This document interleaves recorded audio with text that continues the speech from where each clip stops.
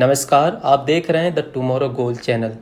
दोस्तों, आज की वीडियो में एसबीआई के एक ऐसे स्कीम के बारे में बात करेंगे जिस फंड में लास्ट 10 ईयर से 18% से ज़्यादा का रिटर्न्स दिया है और सिंस इंसेप्शन 19.5% का रिटर्न्स बना के दिया है अपने निवेशकों को। दोस्तों, अगर इस फंड में लास्ट 10 साल पहले किसी ने सिर्फ 10,000 रुपये महीने का इन्वेस्टमेंट किया होता तो अभी तक 12 लाख रुपये इन्वेस्ट होते और 18.29% रिटर्न्स के हिसाब से 22,25,276 रुपये एस्टिमेटेड रिटर्न्स बन गया होता, जो कि फाइनल वैल्यू होती विद कैपिटल 34,25,276 रुपये। दोस्तों, अगर शेयर मार्केट की प्रॉपर नॉलेज नहीं है तो म्यूचुअल फंड एक बेस्ट ऑप्शन है इन्वेस्टमेंट का, क्योंकि म्यूचुअल फंड को मैनेज करने के लिए कंपनी के पास एक्सपर्ट होते हैं जिनको फंड मैनेजर बोला जाता है, और वो फंड मैनेजर इमोशनलेस होके अच्छे से म्यूचुअल फंड के फंड को मैनेज कर लेते हैं। हालांकि म्यूचुअल फंड एक रिस्की इन्वेस्टमेंट है, बट लॉन्ग टर्म के लिए इससे बेहतर कोई इन्वेस्टमेंट नहीं है। चाहे आप बैंक एफडी या फिर पोस्ट ऑफिस के स्कीम या फिर पीपीएफ या फिर गवर्नमेंट बॉन्ड जैसे स्कीम में एक गारंटेड रिटर्न तो मिल जाता है, बट वो रिटर्न मैक्सिमम 7 to 8% का ही होता है, जहां हमारे देश में इन्फ्लेशन रेट 6 से 7% हर साल इंक्रीज हो रही है। उसके अकॉर्डिंग अगर देखा जाए तो 7 से 8% जो रिटर्न मिल रहा है ये काफ़ी कम है। अगर आप म्यूचुअल फंड की नॉलेज रखते हैं या फिर नहीं भी रखते हैं तो भी आप इस स्कीम में इन्वेस्टमेंट कर सकते हैं। अगर आपका एक लॉन्ग टर्म का गोल है तो बेझिझक इन्वेस्ट करें। बाकी अप्स एंड डाउन थोड़ा बहुत जरूर दिखता है, बाकी इसके लिए आपको पेशेंस बना के रखना है लॉन्ग टर्म के लिए, क्योंकि लॉन्ग टर्म में एक अच्छा रिस्पॉन्स जरूर मिलता है। दोस्तों, एसबीआई म्यूचुअल फंड जिस फंड की मैं बात कर रहा हूँ इसका नाम है एसबीआई मगनुम मिड कैप फंड। ये फंड मिड कैप कैटेगरी की है। Mid cap mutual fund equity fund है जो भारत की मिड साइज कंपनीज में अपने पैसे को इन्वेस्ट करती है, और एक कंपनी भारत में सबसे तेजी से ग्रो होने वाली कंपनी है। तो आप समझ सकते हैं कि अगर हमारा देश ग्रो कर रहा है तो ऑटोमेटिकली आपका जो फंड है वो भी ग्रो करेगा। इस फंड को लॉन्च हुए 10 साल से भी ज़्यादा हो चुके हैं। जैसे कि इस वीडियो के स्टार्टिंग में मैंने बताया था कि इस फंड ने सिंस इंसेप्शन 19.5% से भी ज़्यादा का रिटर्न्स दिया है, और इस फंड ने लास्ट 2 ईयर्स में 19% का रिटर्न्स दिया है, लास्ट 3 ईयर्स में 21.58% का रिटर्न्स दिया है, और लास्ट 5 ईयर रिटर्न्स की बात करें तो 25.61% का रिटर्न्स दिया है, और लास्ट 10 ईयर में जो रिटर्न्स है 18.29% का रिटर्न्स है।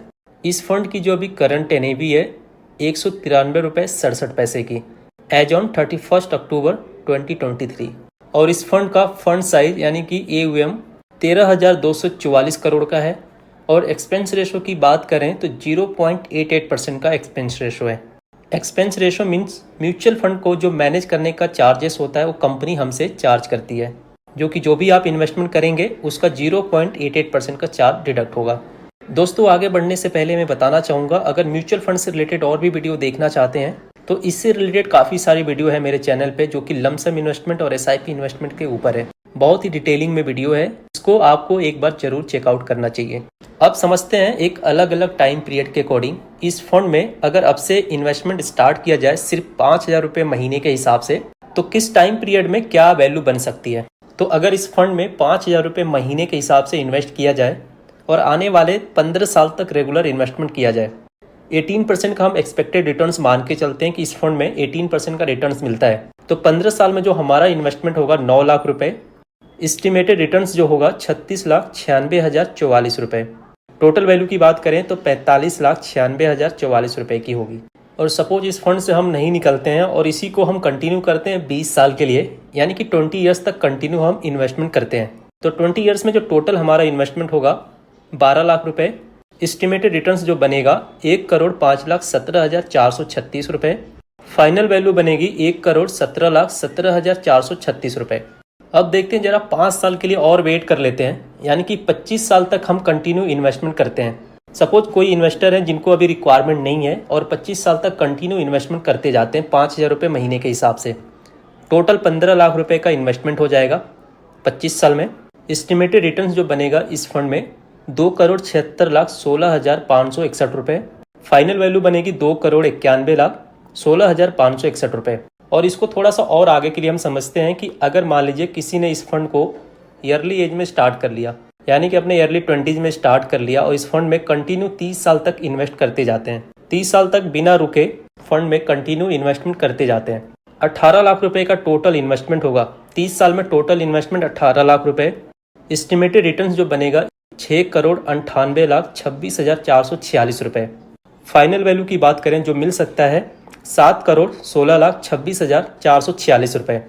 दोस्तों सबसे इम्पोर्टेंट यहाँ पे समझने वाली बात क्या है, जब 15 साल के लिए इसी फंड में आप इन्वेस्ट कर रहे थे सेम रिटर्न्स के हिसाब से, तो आपको 9 लाख रुपए टोटल आपको इन्वेस्ट करने पड़ रहे थे, जिसमें आपको 36,96,000 रुपये के आसपास की वैल्यू बन रही थी। और इसी को जब आप डबल करते हैं टाइम ड्यूरेशन को, यानी कि जो 15 साल तक आप इन्वेस्ट कर रहे थे उसको आप बढ़ा के 15 साल किसी भी तरीके से और आप बढ़ा के ले गए, जो कि 30 साल तक रेगुलर आपने इन्वेस्ट किया। सेम रिटर्न्स के हिसाब से जहाँ पे आपको मिल रही थी अराउंड 46 लाख रुपए तक की वैल्यू, वो 30 साल में बढ़ के आपको मिलती 7,16,00,000 रुपए के आसपास की। देख सकते हैं कितना बड़ा जंप है, कितना बड़ा गैप है 46 लाख से 7 करोड़ तक का। तो इससे हमें ये समझने को मिलता है कि म्यूचुअल फंड में हम जितने लॉन्ग टर्म के लिए बने रहेंगे हमें कंपाउंडिंग का बेनिफिट उतना ही ज़्यादा मिलेगा। अगर शॉर्ट टर्म के लिए इन्वेस्ट करेंगे तो शायद वो वैल्यू आपको दिखेगी नहीं। अगर अच्छे वैल्यू के लिए इन्वेस्ट कर रहे हैं तो आप हमेशा लॉन्ग टर्म के लिए इन्वेस्ट करें, जैसे 15, 20 साल, 25 साल, 30 साल के लिए इन्वेस्ट करें। जब आपको रिक्वायरमेंट हो तभी आप म्यूचुअल फंड को रिडीम करें। अगर रिक्वायरमेंट नहीं है तो अपने म्यूचुअल फंड को लॉन्ग टर्म के लिए आप होल्ड करके रखिए।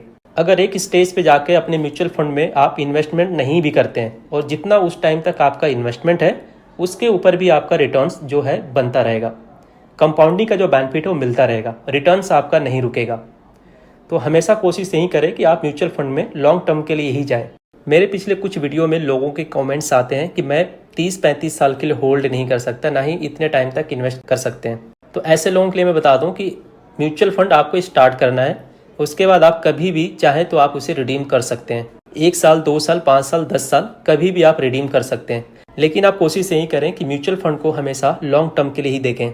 तो आई होप ये वीडियो आपके लिए बहुत इन्फॉर्मेटिव रही होगी। अगर आपको ये वीडियो अच्छी लगी है तो मुझे सपोर्ट करने के लिए इस वीडियो को लाइक जरूर करें और पहली बार देख रहे हैं मेरे चैनल को तो सब्सक्राइब जरूर करें। अगर इस वीडियो से रिलेटेड कोई आपका डाउट इंक्वायरी है तो मुझे नीचे कमेंट सेक्शन में जरूर कमेंट्स करें। मिलते हैं नेक्स्ट वीडियो में। जय हिंद।